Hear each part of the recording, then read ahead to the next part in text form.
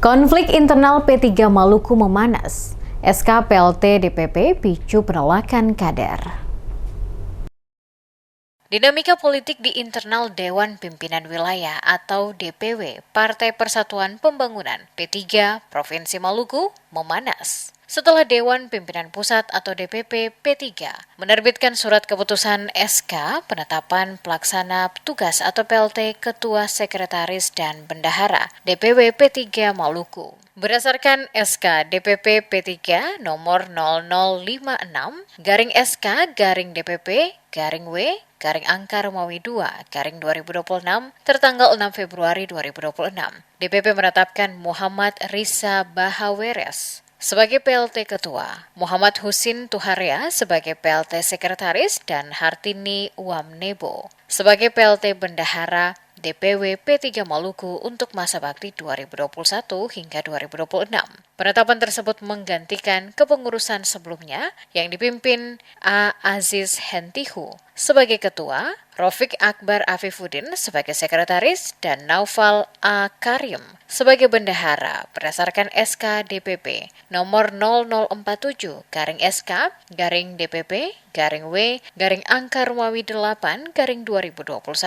Sejumlah kader P3 Maluku menilai penerbitan SK PLT tersebut cacat secara prosedural. Mereka beranggapan pergantian kepengurusan berkaitan dengan perbedaan dukungan politik pada Muktamar P3 2025.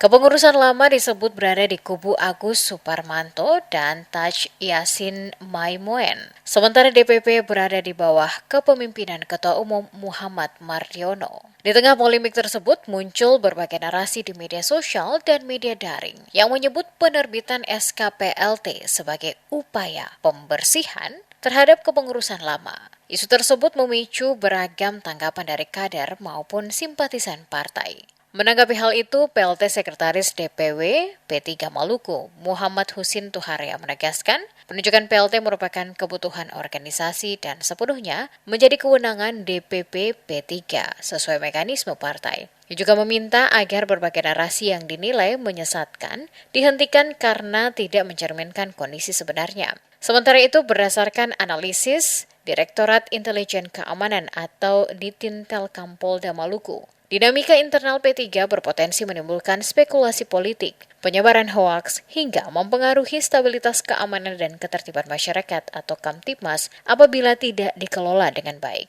Untuk mengantisipasi potensi tersebut, Ditintelkam Polda Maluku merekomendasikan peningkatan deteksi dini, pemetaan potensi konflik, monitoring perkembangan situasi politik, serta pendekatan kepada tokoh-tokoh yang memiliki pengaruh di internal P3 Maluku guna mencegah eskalasi konflik.